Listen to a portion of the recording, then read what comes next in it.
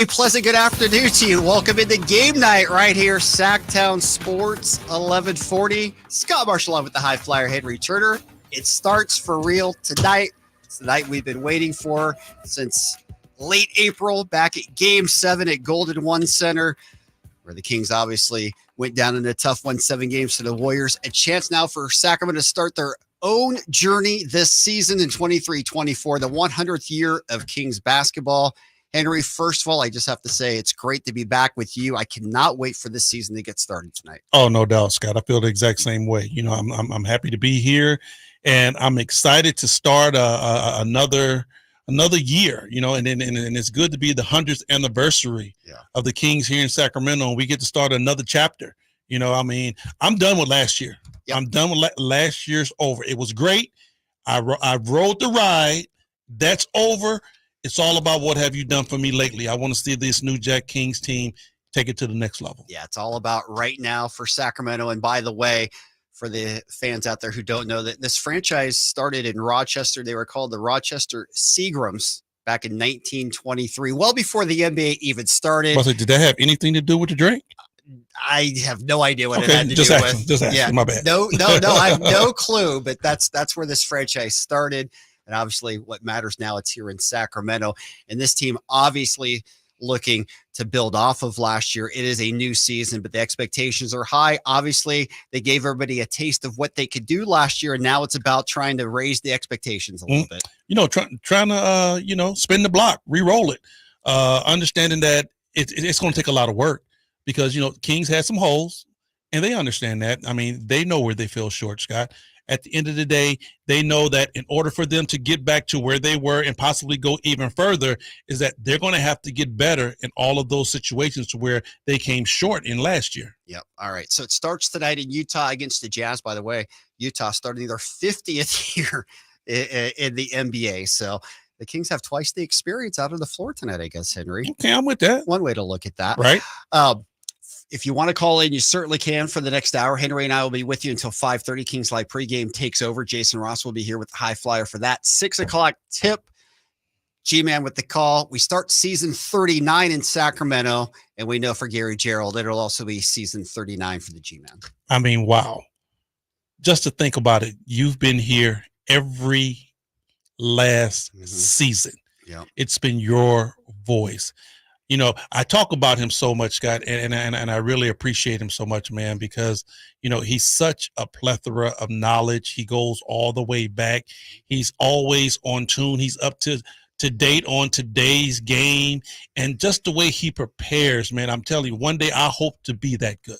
No doubt. We are lucky to have a legend like Gary Gerald on our airwaves here at Sacktown Sports. All right, let's get into it for the Kings, because obviously right now the whole focus for Mike Brown in this offseason has really been about defense. We know the offense was the best rated in NBA history. Defensively, they struggled. They were 25th in points allowed. He's been talking all about that, and reading the last couple of practices, especially yesterday, was not happy with the defensive effort whatsoever, and says everybody's going to be held accountable on this team for playing time based on what they do on the defensive side. That sounds about right. It sounds about right for Mike to hold guys accountable. My question to you is, because everybody is so enamored with the offensive side of the ball. Yeah. Would you be okay if the Sacramento Kings took a step back offensively, but made 3 steps in front or 3 steps higher on the defensive end? I think everybody would, because it would result in more wins. Now, it may not be as quote unquote fun to watch, right? But at the end of the day, right, it's about winning. Right. We're trying to get to that next step. Yeah. And I'm throwing that out there, Scott, because that might be the scenario. Everybody wants the Kings to be this up and down, free flowing, high octane offense. It looks pretty. It looks like, a symphony out there. Yeah. But in the end all be all scheme, for this team to get better defensively, they might. Now, I don't know, but I'm thinking they might have to slow the offense down a little bit so they can gain more on the defensive side. Absolutely true. I think everybody, if there's a game they could choose, it'd be that double overtime Clippers game. They won 176 to 175. They'll take that win every night. But if the Kings, if you were to tell me they're going to go 62-20 and they're going to win every game 95-94, I think I'd take that. If you have a team that has that much firepower, I mean, for one, that's not in Mike Brown's DNA. No. For one, Mike Brown likes the offense, but he loves the defense because he understands what the defense brings. Everybody wants to play offense. Offense is the pretty side. Offense is the pretty lady that you take to the prom. Nobody really wants to play the defensive side because it's the dirty side. It's the gritty side. It's work. It's work. You get hurt. You get hit. So when you have a basketball club that love to do both equally, that's when you have a special team. No doubt. And Mike Brown certainly sending the message after practice yesterday, basically telling the media, he goes, I know for sure I'm not going to sit back and watch us play the same way we play defensively without making changes. That doesn't just mean Kevin, because he was talking specifically with Kevin Huerter. We'll get into that in just a moment. That could mean anybody. That's true. That's one thing I have to honestly say he came in and did. That was the number one thing that I think Mike Brown did when he got here. And I think that it was the number one thing that he had to do in order to get trust, in order to get respect from all of these players, is that he held each and every last person accountable. Yep. Scott, remember early on when De'Aaron Fox missed a defensive assignment, Mike Brown called time out. When Sabonis missed the assignment, Mike Brown called time out. So anybody else on that roster, when he calls time out because you missed the assignment, you can't feel butthurt because your alpha, he did the exact same thing too. That's that Coach Popovich type mentality. It's like, if I'm going to get into my number one guy, if I'm going to hold him accountable at 100, I'm going to hold each and every last one of you guys that's in this uniform to the exact same standard. No doubt. Mike Brown referring to zero tolerance. I shouldn't be the only one having zero tolerance. Everyone on that floor should have zero tolerance, and that's what I want to make sure we get to. So the gauntlet's been set down. Obviously, the Kings didn't have their best defensive practice yesterday. Who knows if it carries over into the opening night game against Utah or not. The one thing we do know about the Kings, obviously, they come back intact from last year. All five starters are back. Kevin Huerter will be starting tonight. Chris Duarte, who some thought might be moved into the starting lineup, will come off the bench tonight. He's coming off that bone bruise in his knee, so he is questionable to play tonight. They think that they should have him, but all five starters back. You've got 10 players from last year's team, and we know the two biggest things about the Kings, and we said, obviously, the offense was incredible, but the health was the best in the league, and their chemistry was as good as any team in the league. And, and that's one thing that I think the Kings are going to really rely on early on and often, is that their chemistry is there. They got 10 guys back. You shouldn't see a team that's out of focus. You shouldn't see a team that's out of sync. You shouldn't see a team that can't get something done on the offensive end. You guys have played a whole year together. You know how to play the game. So that part of early on woes that a team usually has early on in the season, the Kings shouldn't be going through that.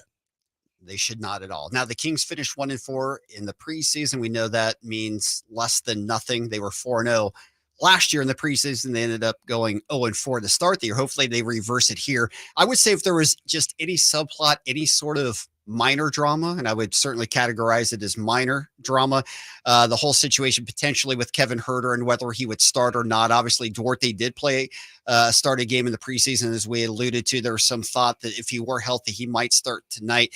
What do you make of all of that, if you make anything of it at all? I don't see it as drama, Scott. I see it as Mike Brown saying, whoever is going to give it to me on the defensive end is the guy that's going to play.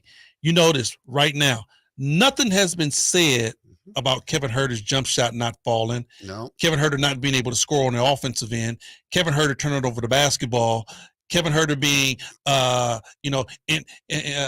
decisive as not shooting the ball well. None of that's being talked about as far as Kevin Huerter's game.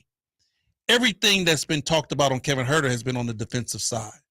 So, offense is what you do best, and no one is even questioning that, even though you're struggling a little bit. Yeah. Nobody's questioning your offensive game. It's all about what you do on the defensive side. So what I'm trying to say here, Scott, is that if Kevin Huerter comes out and doesn't score a basket, but he's getting it done on the defensive end, he still gets his playing time. Yeah, no doubt. He'll have his chance because he will be starting tonight.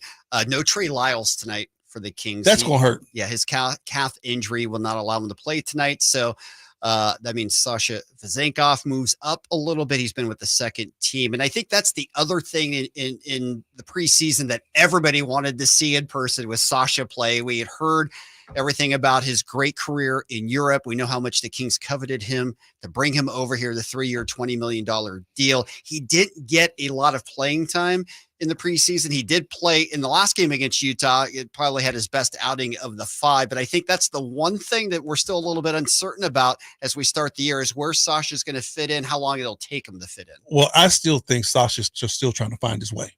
You know, in the overall scheme, Scott, when you look at every last one of these new players who have become an acquisition for the Sacramento Kings, I think Sasha is the one that really has the biggest fit-in factor because he comes from a basketball team that was a championship team. He's a champion. He's a European champion. He's an MVP. He's the number one guy. He's the alpha. He's the omega of that team. Now you come to your new team. You're not the first option. You're not the third option. You may be the fourth option. Yeah. Maybe the fourth option. And now the ball isn't always in your hands. It isn't you the one that's making the decision. You have to learn how to play off the ball more.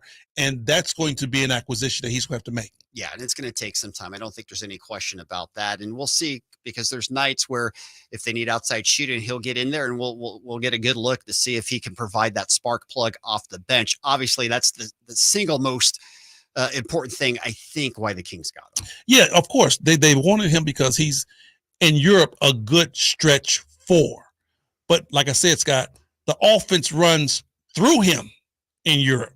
Now, is the offense going to run through him with the Sacramento Kings? I don't think so. So he's going to have to change his style of play. When the ball is given to you, you can be a great offensive player. But when you have to work and be a teammate and try to find other creative ways how to get the ball, that's where you struggle a little bit. No doubt. Also, JaVale McGee, acquired by this team in the offseason. I think a great signing, fills a void, a guy who can come in, play defense. He can rebound the basketball. He can get up and down the floor. He's won 3 NBA championships. Everything that you would want to check about a reserve coming off the bench, particularly for the Kings, I think was fit with McGee. JaVale McGee was a great sign for this team because he's a guy that's not going to come in here and be like, I want the ball. He's not going to be a guy that be like, okay, I can reinvent myself now. JaVale McGee knows exactly what he does, and he knows exactly what keeps him in the NBA. That's rebounding, blocking shots, and scoring around the rim. So Mike Brown knows exactly what he has in the JaVale McGee, and he checks off 2 very important boxes for the Sacramento Kings, rebounding and rim protection. If he can just do those 2, he'll get a lot of time on this team. Obviously, Fox and Sabonis will be the 2 major pieces. Keegan Murray in his second year. What will the climb in his game be in year 2 versus year 1? These are all things we're going to get into in the next 45 minutes. And of course, we'll go around the Pacific Division. We know the 2022-23 Pacific Division banner has been put up at Golden One Center. We'll get a chance to see that on Friday night when the Warriors come here. We'll get you caught up on all the other games going on tonight. We'll look back at last night. Obviously, 2 major Western Conference games. That and a lot more. It is game night. We're glad to be with you here. It's brought to you, as always, by Power Business Technology. Experience how the Power of Family can help your business office equipment needs today. Contact them at 844-POWER-BZ or go to powercopiers.com. More of game night right here. Sacktown Sports, 1140. All right. Can both of you hear me? We got you, Kyle. Excellent. All right. First things first, we have to take our selfie so we can send it out to everybody. All right. All right. So get in the photo here. Perfect. All right, Kyle, what's going on, my man? What's going on in the chat room? Our friend Manny Too Legit, frequent YouTuber. He's curious about how good Kevin Huerter's going to play tonight because he's thinking Huerter's going to hit somewhere between 3 and 6 3-pointers tonight for the Sacramento Kings. And I mean, he's going to be starting, so it'll be interesting to see how everything comes together. I think it's a legit question for sure. High flyer, obviously Huerter, he didn't really play well in the preseason. And again, we're not going to judge anybody by what happened in the preseason, but we do know it felt like by his comments, he wasn't overly excited about the possibility of coming off the bench versus starting. His offense was not great. Where do you think Kevin's head at if you're playing, the psychologist right now? What do you think? Well, I hope his head's in the right spot, Scott. I hope he really understands is that, this isn't an offensive thing that's really, hurting his playing time. And a lot of ball players, that's the first thing they go to when they start thinking about, well, why am I not getting playing time is because I'm not scoring the ball the way that I used to. That's not it. That's not what's on Coach Brown's mind with Kevin Huerter. It's all on the defensive side, and that can be something that really screws your mind up because you're thinking, okay, I got to get my offense going. That's not what's really deterring you from staying on the floor, sir. It's on the defensive side. So if you lock in defensively, the offense will take care of itself. No doubt. And Kevin Huerter has shown that he is a proven scorer. He can shoot outside. He can get to the basket, all of those things. So we'll see. It will be a proving ground for him, though, no doubt, because Mike Brown, it feels like he's going to have a short leash, particularly with Mr. Huerter. We'll get to that when we come back. I know we're coming back in, so we'll answer that when we come back on air. Great to have everybody out on our YouTube chat. Appreciate it.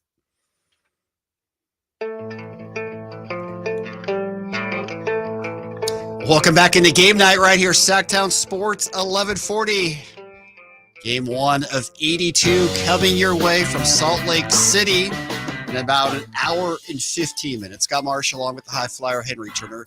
Glad to have you listening here on Sacktown Sports. Glad to have you watching us on our Sacktown Sports YouTube page as well. Good chat during the break. We got into a little more Kevin Huerter conversation. That's the one thing everybody seemingly wants to talk about here. As we mentioned, Huerter starting tonight.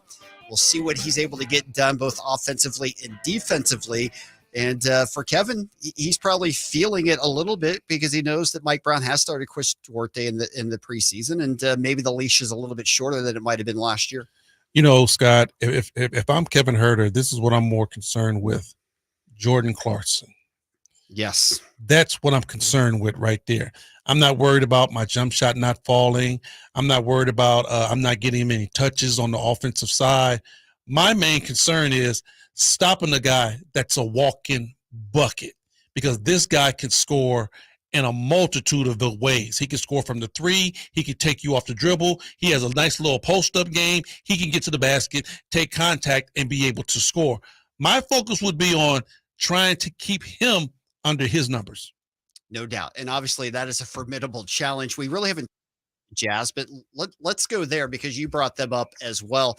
This was a team that last year got off to a great start. Nobody thought they would. They blew out Gobert, Donovan Mitchell before the season started. They thought they were throwing it away. Then all of a sudden they start off to a 10-3 start. Mm-hmm. They started to fade back. Obviously, they faded off big time. Didn't finish in the play-in. They were the 11th team in the Western Conference. They do come back. Lauri Markkanen, of course, who was an all-star last year. Colin Sexton, who has played very well for them. They have some pieces. Walker Kessler had a great rookie season. In the offseason, they go out and get John Collins. This is a team that's got a pretty formidable starting five, although they don't really have a point guard. Mike Conley now with the Timberwolves. Right. A lot of teams don't have the quote-unquote point guard because a lot of times they got that forward that can bring the ball up. But I'll tell you one thing that really scares me about the Utah Jazz. It's called the front court. When you look at what they have, the rookie, legitimately 7 foot, does exactly what a 7-footer should do. He has a low post game. He can pass the basketball, but he blocks shots and he makes people change at the rim.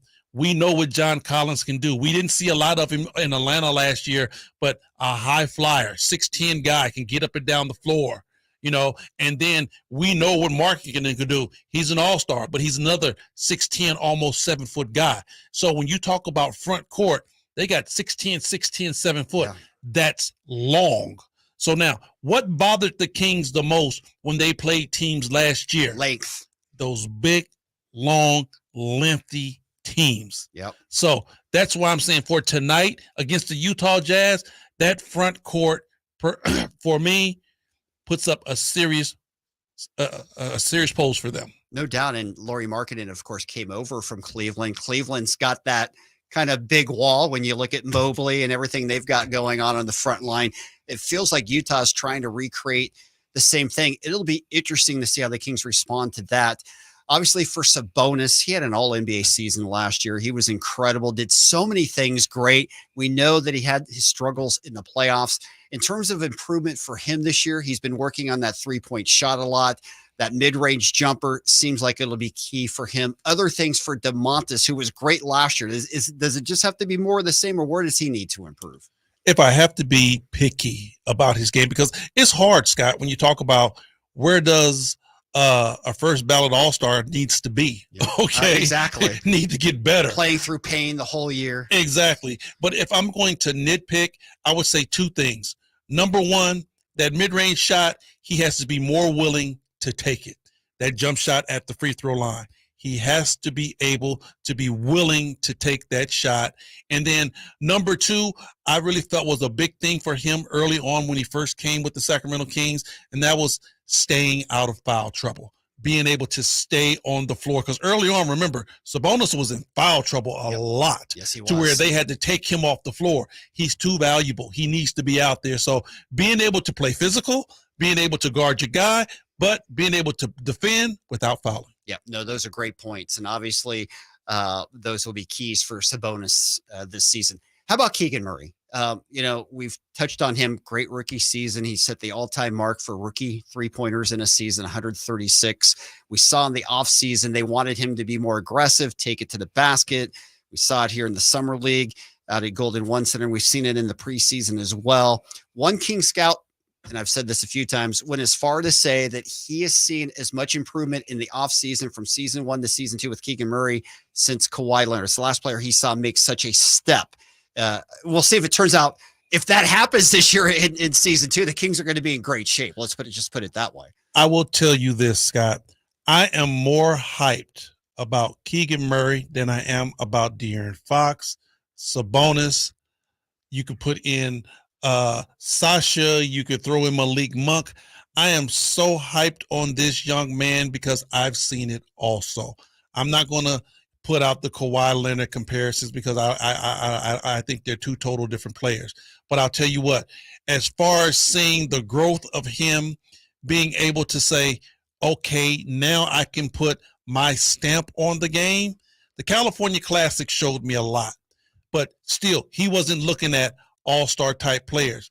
Preseason really showed me a lot because he's looking at guys that's really going to start along with him. And he was able to get, and when I'm talking offensively, he was able to say, okay, I'm just not going to elect to sit out here and shoot threes.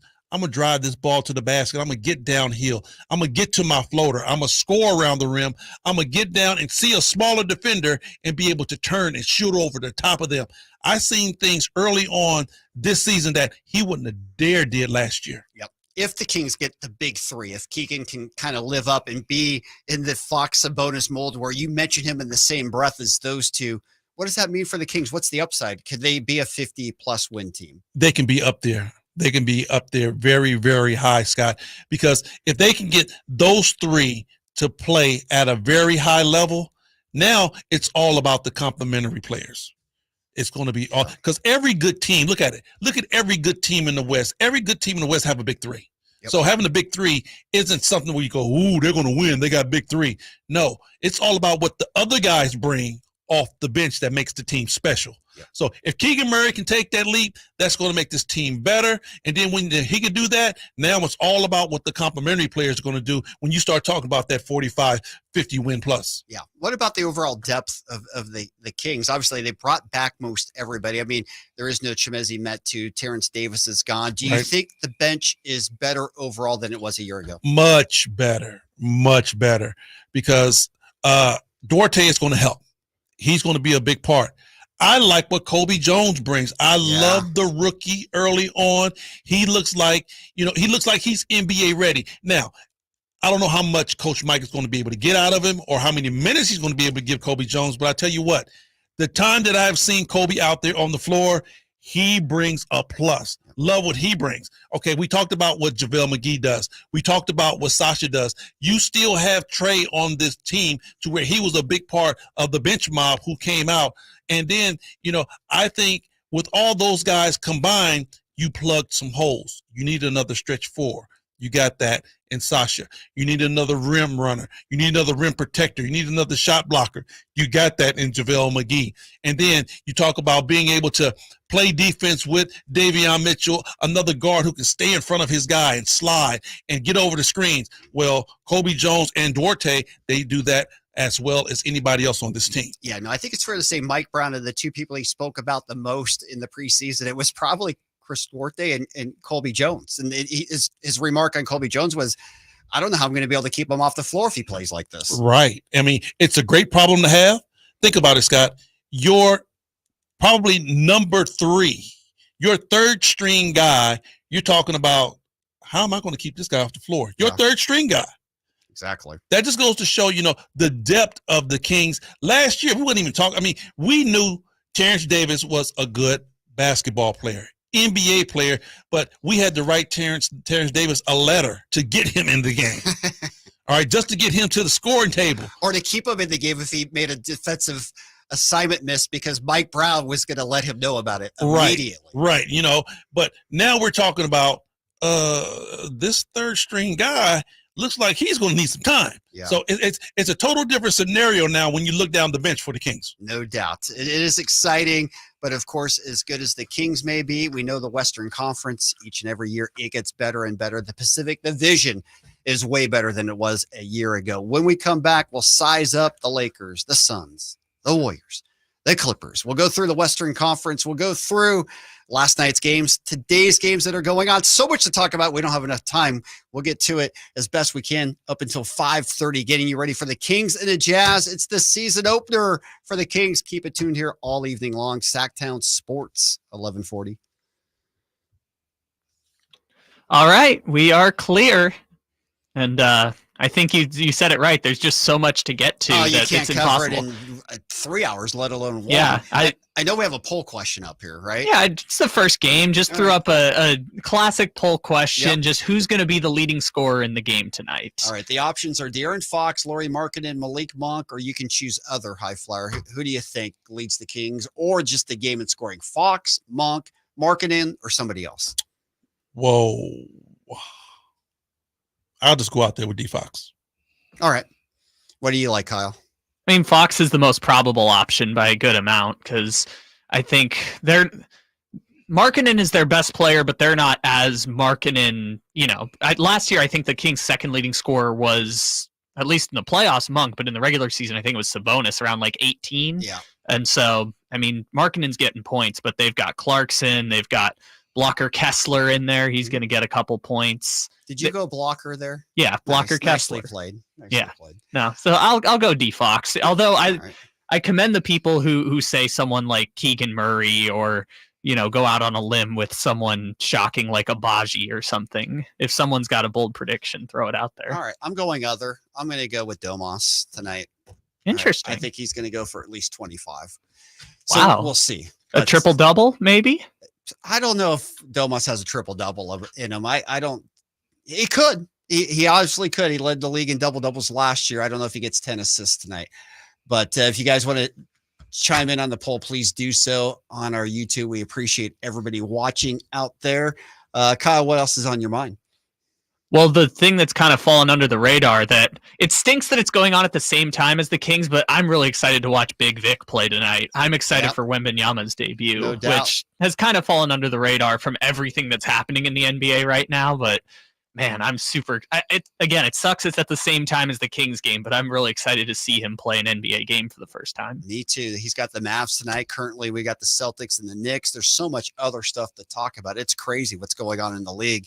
Wembanyama, of course, the most heralded rookie since LeBron. What do you think? Does he live up to the expectations this year?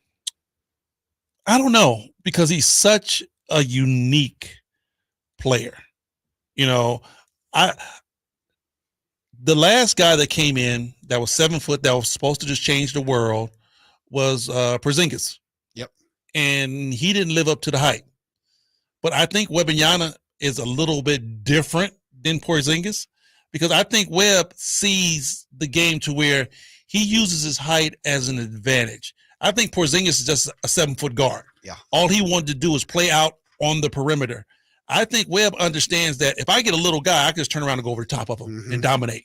Yeah. So I think that's going to be a difference. But still, you're going to have to see, because he isn't the biggest guy now. Let's keep it real. Okay. I mean, what do you weigh? 210 at the no, most? he needs to put on some bulk, no doubt. Yeah, so, you can put a big guy that's going to lay some wood on him, which you really ain't doing in the NBA anymore. No, but there's no such thing. Right? A big guy that can wear him down, and that might affect his game a little bit. Yeah, no, it's just amazing to listen to all the other greats of the game. I mean, they don't even call him a unicorn. They just, LeBron referred to him as an alien. He's so unique, right? They just haven't seen anything like it. Yeah, I mean, he is unique because his offensive game, and I'm talking about the totality of it. Like I said, Porzingis played a great outside game to be 7 foot. Yeah. But he showed me nothing mid-range. He showed me nothing with his back towards the basket. I've very rarely seen him play with his back towards the basket. This kid will do that. You could run the offense through him. He sees the floor. He's a willing passer. So he almost gives you all 31 flavors, Scott. He does. It's speaking of 31. Right now, the Celtics have held the Knicks to 31. The true unicorn is Porzingis in Boston. That's going to be interesting tonight. I don't think there's a better starting top 4 in the league right now between Tatum, Brown, Holiday, and Porzingis. We'll get into that. We're about ready to come back. Again, thanks everybody for about 10 seconds. Perfect. Appreciate everybody on the chat, and continue to send out your comments there. We will get them out over the air as well. And yes, in the chat, Harden is with the Sixers. Welcome back into game night right here, Sacktown Sports 1140. Scott Marsh along with the high flyer Henry Turner. Opening night, it is so much fun. The anticipation, you can't beat it. Every team thinks they're a playoff caliber team tonight, at least. We know the Kings are. They were in the playoffs last year for the first time in 17 years. How will they start tonight in Utah? The Jazz, by the way, they've been a great opening night team. You look at the stats, they've won 6 straight opening night games going back to the 2017-2018 season. I don't know if it means anything for tonight or not, but it's one of those interesting stats. Jazz and Kings last year had some great games. Remember, that was the Huerter game at the end of the year where he hit the 3 to win it. De'Aaron Fox there winning it. Right. And then it looked like Markkanen was going to have that desperation 3 to win it the other way, but it was too late. So who knows what we're in store for tonight, but it should be a lot of fun. Kings, I think we agreed. They come in, they should be as good, if not better than last year. Lots of things can happen, of course. On the flip side of it, I think the Pacific Division's better. The Western Conference is better, right? Well, let's put it like this, Scott. The Western Conference is better because pretty much right now, everybody's healthy. That was the main thing last year. We still have a lot of the same guys that was in the West. It's just that guys are healthy now. Paul George and Kawhi are supposed to be healthy. All right. Zion's supposed to be back. All right. Okay, Dame left. But still, you got other players. You got Chet down in OKC with Shea. Yep. Those guys are healthy. So, the whole league, you got another year with Kyrie and the Don. Yeah. So, I mean, it's a lot to look at. And we just talked about what the big fella going to bring for San Antonio. So it's like, ooh, okay. It's a lot when you look at the West. Portland, everybody thinks Portland's done. You look at Portland roster and you go, wait a minute. They got a chance. Wait a minute. They got some good talent here. Okay, Dame time is gone. Your superstar, your megastar walked out the door, but you have some very good pieces in uniform. So are they going to lay down? No. No, there's no walkovers in the Western Conference for sure. If you want to join the program, you can. We're here until 5:30, getting you ready for Kings Live pregame. It's 339-1140. Give us a call right there. at 1-800-339-1140. All right. Last night, obviously, the season kicked off in Denver. The Nuggets got their rings. By the way, those rings are just huge. Beyond insane. I mean, everybody outcompetes everybody else, but that ring, like if you put it on your finger, you probably break the finger because it just snaps down right away, right? I mean, you talk about 4-finger length. That bad boy looked like it had Run DMC on it. I looked at that ring. I was like, "Woo!" You know, a ring is huge when it makes the Joker fingers look small. Just crazy. And then they backed it up on the floor. They beat the Lakers 119-107. Phoenix went into Golden State, hung on to beat the Warriors 108-104. What did you take away from opening night with all those Western Conference teams playing last night? Well, I only saw 2 games. I saw the TNT games. Yep, and those were the 2 games last night. Right. So Denver looked good. They look like they bounced right back where they started. Joker looks great. That first game he played, he looks great. You know, usually you see big guys come in and they're kind of like out of shape and they're kind of slow. No. He looked good. Everything he did last night, he was like, you know what? Wherever I need to put my stamp at, that's what I did. Jamal Murray looked good for them. Michael Porter Jr. looked good for them. Aaron Gordon still flying above the rim, dunking basketballs. They look like a well-rounded team. Pope knocking down shots saying, y'all traded me? Yeah. Look what I got, a championship, and take this 3-pointer with you. No doubt. The Nuggets looked ready to defend, no doubt about it. A lot made LeBron. He only played 29 minutes last night. He was asked about that. Apparently, the Lakers are going to keep him on a minutes restriction throughout most of the regular season, right around 30 minutes. He didn't seem overly thrilled about it. Is that a good decision? Can the Lakers survive without it? Probably bigger news, and no surprise, but AD had a big first half, didn't score a single point in the second half. That's a problem. That's a huge problem when you have a guy that's quote unquote top 10 player in the league and you cannot score one basket. We're talking about a free throw. We're talking about a layup. Nada. Nothing in the second half. That's a huge problem. It's not on Bumpy Johnson. It's not on the coach. That's a AD problem. I'm sorry, because this young man is so talented that we can put the city of Sacramento to defend him and he would still score if he said, give me the ball. Yeah. I don't know how you play a whole half and don't score. And make, what, $60 million a year now, too. Well, we didn't even want to talk about the money part of it. I'm just saying, just to not be able to score. Think about it. He scored just as much as you and I did, and we didn't get paid a dime. No, exactly. All right, Suns, Warriors, what did you take away from that? Of course, Golden State here Friday, Lakers here Sunday. That was a more of a lackluster type game. I expected more from that game because, honestly, Booker looked okay. Mm-hmm. KD didn't have a good game. Bradley Beal's not on the floor. Right. Steph Curry. All right. I think Chris Paul is going to be a good acquisition to them. I think it slows them down a little bit, but I think sometimes the Golden State Warriors need to slow down because they turn the basketball over at a huge rate. I think Chris Paul will definitely help them in that situation. No Draymond Green on the floor. And Klay Thompson looked very unhappy. Yeah. And of course, he's in the last year of his deal. He becomes a free agent at the end of the year. We'll see how that all plays out for the Golden State Warriors, who we're going to, we're going to continue to see them a lot. They're here on Friday. We go down there next week. They're back here November 28th. All right. Pacific Division, as we look at it. You've seen the Lakers, seen the Warriors, talking Kings, Clippers. How do you rank these teams right now? Tough. You had to rank the California teams. Tough, exactly. How would you start there? Charles Barkley last night said the Warriors are the 4th best California team. He's down on the Warriors. Says the Kings are definitely better. Lakers and Clippers are both better too. Well, you know what? I haven't had a chance to see the Clippers yet. If I had to do all the California teams, I would say the Kings are probably second. I might put the Clippers at 1. Okay. The Warriors and the Lakers are right there with each other. I still think that they got a lot more turmoil going on than they do good things. Even with LeBron and Steph Curry, in order for them to get to the pinnacle to where they want to be, it's going to take more than just those two.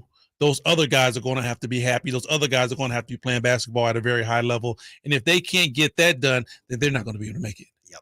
All right, let's look at games tonight. Obviously, starting night for all of these teams here in the NBA. Hawks in Charlotte taking on the Hornets. They're tied at 51. Some interesting comments by John Collins as well. His comment about being with the Utah Jazz, he's enjoying being with a team that doesn't have any ego. You think that's a shot to an ice bucket in Atlanta? What's going on there? Come on, man. You know it is. Every player that is on a team to where you have a 3-ring circus. Yep. And once that one ring leaves, he gets to say exactly what was going on inside the locker room, because no 3-ring circus is without turmoil. You're going to have turmoil within that locker room. Something's going to go wrong. Someone's not going to like something. So when you get a chance to step outside of that and have a fresh start, of course you're going to throw some dirty laundry out. Oh, yeah, the parting shot was there. All right, Wizards and Pacers. Of course, Tyrese coming off that great year in Indiana. Right now, the Pacers have 73 on the board. It'll be interesting to see how the Pacers play in their second year with Buddy and Tyrese being there. Yeah, 2 pieces that they made the big trade for, 2 pieces that played well for them. Buddy Hield still knocks down that People shot forget about Buddy, and it's so unfair, right? At a very high rate. And Tyrese is a guy that has definitely shocked the NBA and has come in and, made himself an all-star, been a very valuable player for his crew. So, just with those 2, they're going to be pretty good. They are going to be good. All right, Celtics and Knicks. That's the marquee game right now. Boston leading New York 49-44. Boston going all for broke, bring in the unicorn and Porzingis. They bring in Drew Holiday. They move Marcus Smart. They moved Robert Williams. Might be the best top 4 in the league right now, going against a Knicks team that made it to the second round, had a great run. They were kind of like the upstart team, like the Kings in the Eastern Conference last year. The crazy thing about Boston is that it seems like everything is falling their way now. Moved on from Smart. All right. Let Robert go. All right. You lose Smart, but somehow you get into Drew Holiday website and you win. They get Drew Holiday, right? One of the best 2-way players in this game. So I don't think you're losing too much at the point guard position right now. And now they're talking about they're probably going to try to pick up Montrezl Harrell from Philadelphia. Wow. Now, you lose Robert, but if you can get Montrezl Harrell, I think that plugs a big time hole for you. And then you still got your 2 studs on the outside, and Tatum and Brown. Yeah, you still have the 1-2 punch. Speaking of Philly, James Harden back with the team after not being there for 10 days, won't play tonight. Philadelphia just feels like a mess going into the year, doesn't it? Philadelphia been a mess, okay? Going through the saga with Ben Simmons was horrible. Horrible for the NBA.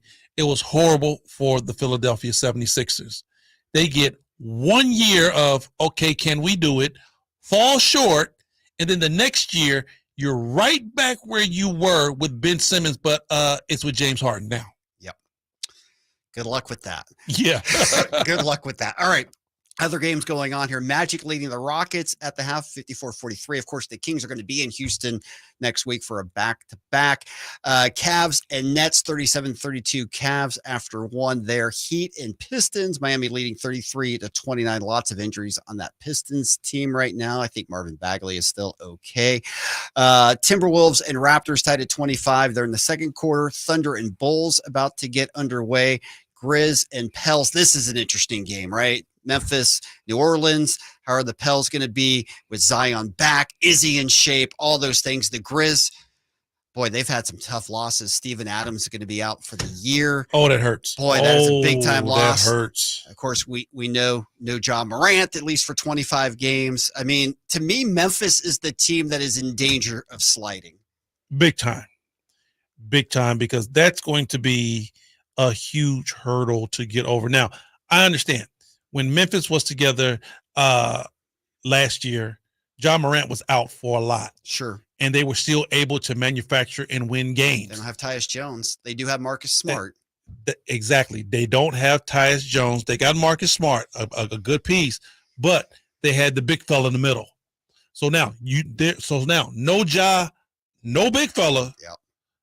That's going to be a lot to get over. So if you start losing a lot and early on, that might change the mindset of that team. I agree. And the Pels, if Zion's back fully healthy and ready to go, boy, the Pels, I mean, they were the top team in the league before he got hurt early on. So that could be a team on the rise. They have the pieces. They do. CJ McCollum, Brandon Ingram, and Zion Williamson.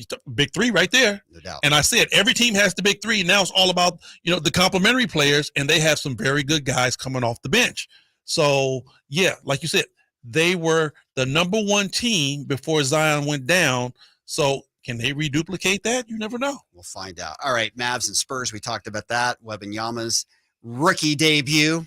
Bunch of hype about that. And the Trailblazers are in LA to take on the Clippers. We'll take the break. When we come back, we'll focus in Kings and Jazz. It starts for real tonight in Salt Lake. We'll have it covered right here. Sacktown Sports, 1140. All righty. We are live on YouTube. All right. What do we got going on in the chat? Well, some people were trying to sort through the James Harden news today for a bit, so I was trying to clear the air a little bit about how they sent him home, but he was showing up just so he didn't get fined. And yeah, I know that is a worn down topic, but there was a lot of figuring out what's happening with James Harden. It is. And just to clarify, Marcus Smart, not Marcus Smith. If I said Marcus Smith, I think I said Marcus No, I Smart. thought you said Smart. Yeah, but anyway, I thought you said Smart. Just reading the chat. So Marcus all Smart's going to be big for the Grizzlies this He's year. going to need to be without Morant and without everything else going on in Memphis. I mean, I just feel like that's a team that's going to have a hard time getting out of the gate. That's tough. Memphis, I think, is positioned well, and maybe I'm a big Desmond Bane guy. Like, I think the offense won't decline in Ja Morant's absence. It'll be less efficient, but I think they'll still be putting up the same number of points against their opponents, same number of possessions. No Steven Adams? No Steven Adams is tough. I think that hurts. That's brutal. That hurts big time. Brutal. And they won't get Brandon Clark back until at least the middle of the season. And see, that hurts too. I mean, big time loss. You would be able to tread water if you had BC, but he's not there either. So now you got to go to your third string guy. Mm-hmm. They do need to probably make a move at some point, because now we know Steven Adams is out for the season, right? So at some point they're going to have to make a move. They're saying it's a 1.5 year recovery for him. I mean, it feels like it's multiple years potentially for Steven Adams. Well, yeah, because this is the surgery to correct the thing that was a problem back in January. Yeah, it stinks. He's such a talented player, but it seems like his career as we knew it is effectively done. Like, even when he comes back, he won't be the same player. How old is Steven Adams? Oh, I want to say 31. Yeah, early 30s. Yeah, because he was drafted in 2012. You know what? He might be able to come back and play because, you look at his game. His game isn't predicated on explosiveness. No. He's not an above the rim guy. I think if he comes back and he's like maybe 10, 15 pounds lighter than where he was when he went out, he'll be in pretty good shape. He'll still be able to do what he needs to do. Yep. Kyle, what else?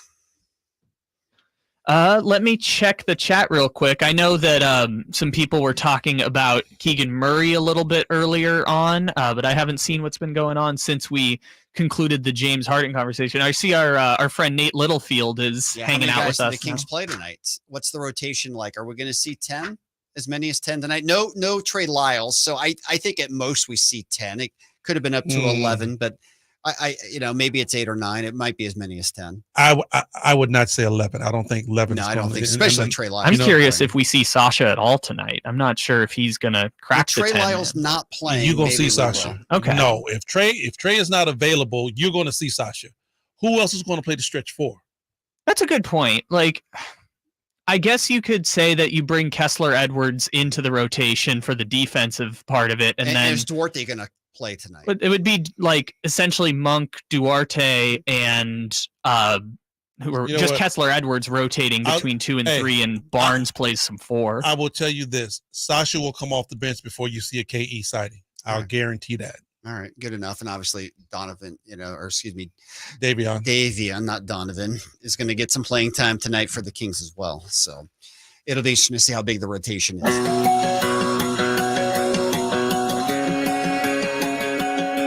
Welcome back into game night. Final segment, taking you up until 6:30. Kings Live pregame coming up at the bottom of the hour. Jason Ross in right here along with the High Flyer. G-Man will be here as well. Season 39 in Sacramento about to get underway. It's the 100th season of Kings basketball. Awesome stuff. And the Kings want to start with a win. Obviously, the last couple of years have not started with wins for Sacramento. It'd be great to start with a W here.